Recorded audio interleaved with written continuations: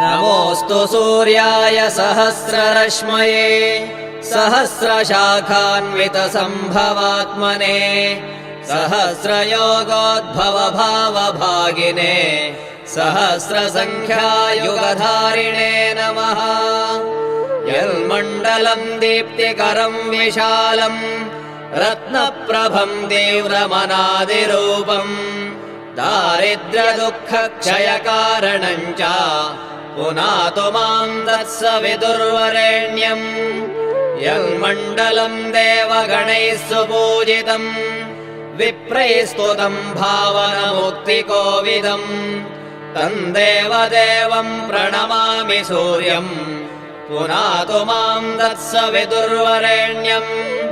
यन्मण्डलम् ज्ञानघनम् त्वगम्यम् त्रैलोक्यपूज्यम् त्रिगुणात्मरूपम्।